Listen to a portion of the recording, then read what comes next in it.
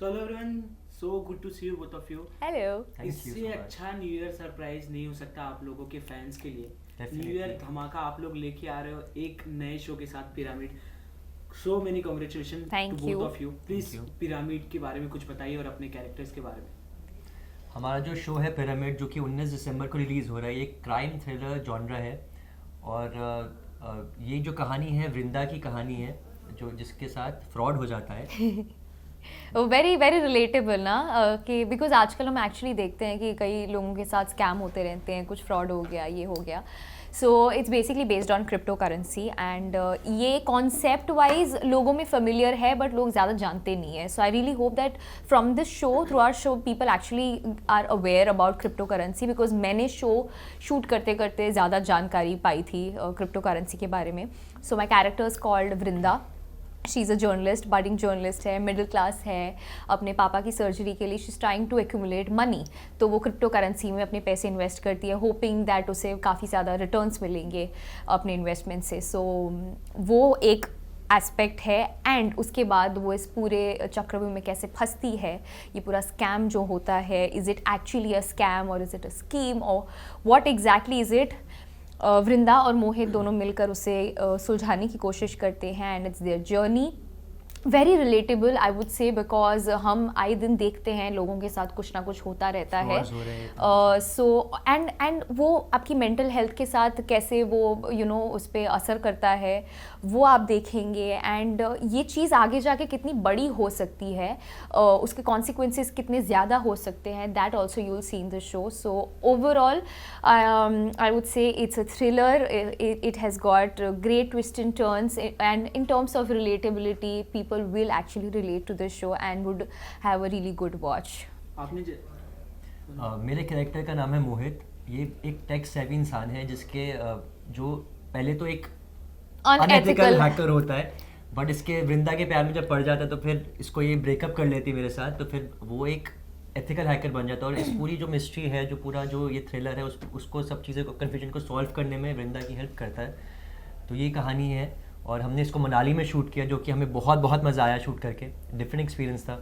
मेरी एक्चुअली दो ही चीज़ें मुझे बहुत पसंद है, एक ट्रैवलिंग एंड शूटिंग। तो जब ये चीज़ें कंबाइंड हो जाती है तो आए तो लव इट। तो हिल स्टेशन था मनाली, जो कि मेरा वन ऑफ द फेवरेट्स पहले से ही था। तो वहाँ पर जब शूटिंग करने का मौका मिला तो बहुत बहुत अच्छा है, बहुत मेमोरीज भी बनी और बहुत मज़ा भी आया।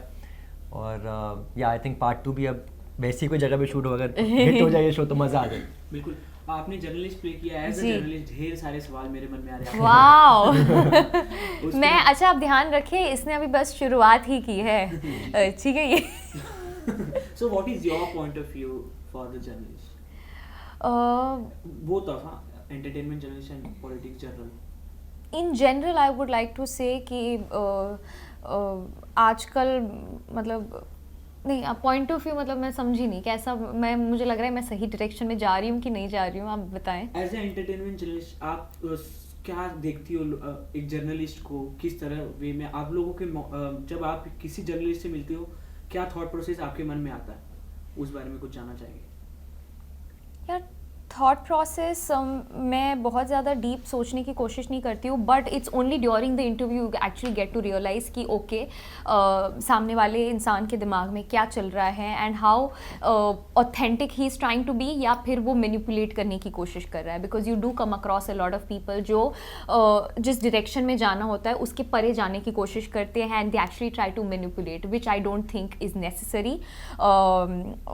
हाँ, उनके लिए नेसेसरी हो सकता है, बट मुझे लगता है कि ऑथेंटिसिटी की बात आए और अगर एथिक्स की बात आए then that shouldn't be the case. And in general I would say मैं ऐसी इंसान हूँ जो एथिक्स और इन सारी चीज़ों में बहुत मानती है। So considering the nature of your job, yes I agree कि ये सारी चीज़ें आपको लगता है कि ज़रूरी है, बट मुझे लगता है एथिक्स को नहीं भूलना चाहिए, be it entertainment journalist, be it any form of journalist. So मेरे दिमाग में फिलहाल तो इतना ही आ रहा मुझे है। ऐसा लगता है कि कई लोग कंट्रोवर्सीज क्रिएट करने की कोशिश करते हैं, Exactly. कई लोग फैक्ट्स बताने की कोशिश करते हैं, तो दो तरह के journalist he is actually put it in a right way. अगर आप सही तरीके से फैक्ट्स बता रहे हैं तो आई थिंक जनता तक सही चीज़ पहुंचेगी, और वो बहुत ज़रूरी है क्योंकि सब कुछ आजकल मीडिया के हाथ में है, किसी को बनाना किसी को बिगाड़ना it's in their hands. Absolutely. बहुत बहुत बड़ा रोल प्ले करते हैं आई थिंक आजकल की दुनिया में जर्नलिस्ट। तो आपको कुछ प्रिपेयर करना पड़ा है इन चीज़ों के लिए, अपने कैरेक्टर को प्ले करने के लिए पहले से? सॉरी, ऑनेस्टली नहीं, बिकॉज मेरा जो किरदार भी है उसने अभी अभी नया शुरुआत किया है, and my character actually didn't need to be a proper journalist. हाँ, वो शुरुआत कर रही है, she is an intern, she is trying, उसके बहुत सारे सपने हैं, ख्वाब हैं। सो वो एक गर्ल नेक्स्ट डोर है जिसके बहुत सारे एस्पिरेशंस है, she is working in an office, तो वो एक है, and again she is trying to make two ends meet. ये आप दोनों से जानना चाहेंगे, एक स्कैम जो पिछले 2 सालों में काफ़ी ज़्यादा पाया गया है, इन लोगों को फ्रॉड कॉल आते हैं, पैसे मांगने आते हैं कि पहले से अकाउंट नंबर Right. है, आपके अकाउंट में कुछ बैलेंस दिख रहा है मेरा, कैन यू शेयर, वापस कर जी, सकते हो क्या? जी। तो ये स्कैम आप लोगों ने रियल में कहीं देखा है, आपने कहीं सुना है? आई थिंक इस पे बहुत सारी फिल्में भी बन चुकी है, और हमें यार हर रोज़ ही मैसेजेस आते हैं, मेल्स भी आती हैं, और आजकल लोगों के तो मतलब फेसबुक अकाउंट्स, अभी तो बहुत बढ़ गया है सरप्राइजिंगली। तो मतलब ये पूरा एक इनका एक गैंग बन चुका है, फिशिंग कहते हैं इसको। तो ये अभी हमें थोड़ा सा सतर्क रहना पड़ेगा, हमें जानना चाहिए कि मतलब क्या फेक है क्या ओरिजिनल, क्योंकि लगता है ऐसे कि बहुत सही तरह जगह से कॉल आ रहा है, ओरिजिनल जगह से कॉल आ रहा है, लेकिन हमें पेशेंस नहीं खोनी है, सोच समझ के अगर कहीं पे हम OTP दे रहे हैं तो सोच समझ के देना है कि यार सही जगह पे जा रहे हैं कि नहीं, और पैनिक नहीं करना अगर आपको ऐसे कॉल आ रहे हैं, क्योंकि बहुत लोग पैनिक करके गड़बड़ कर देते हैं। ट्रू। ये जो पिरामिड है, आप जो क्रिप्टो करेंसी के ऊपर जो आप लोगों ने ये नए शो लेके आए हो, क्या इम्पोर्टेंट चीज़ सीखने को मिलेगी लोगों को इस शो से? मुझे ऐसा लगता है कि crypto currency, like I said, as a concept everybody is familiar with it, सबको जानकारी है कि ऐसा कुछ कॉन्सेप्ट है, बट किसी को एग्जैक्टली वो क्या है, how it functions, as a layman मुझे नहीं पता था। It's only while I started shooting for the show, और मैंने सवाल करने शुरू किए, मुझे समझ नहीं आया कि अच्छा ये क्या है। That's when our sir, director sir Nitesh sir, he actually explain it to us कि हाँ ये चीज़ें होती है। तो एक तो मुझे ये सीखने को मिली कि ये रिलायबल कितना है, इज़ इट ट्रस्टेड और नॉट ट्रस्टेड, एंड क्योंकि इसमें बहुत ज़्यादा हाई रिस्क फैक्टर है, दैट इज़ द रीज़न यहाँ पे, and again it's very volatile, तो that is the reason India में it's not even legal. Correct, अभी भी बहुत सारे डिबेट्स चलते रहते हैं इसके ऊपर कि ये रिलायबल है कि नहीं है, तो मुझे तो बहुत डर लगता है भाई इससे।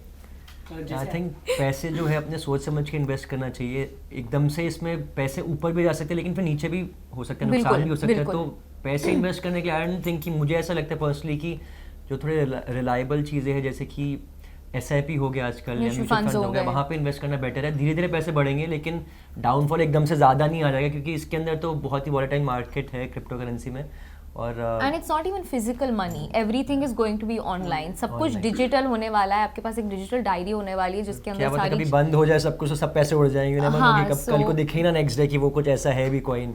सो I mean it's obvious very high risk factor, तो आप सोचिए, आप समझिए और फिर इन्वेस्ट कीजिए। हमारा शो देखिए, उससे आपको समझ में आएगा करना चाहिए कि नहीं, क्योंकि कुछ इनके साथ बुरा होता है इस शो के अंदर, तो नहीं करना चाहिए। हमें तो यही लेसन मिल रहा है शो करने के बाद।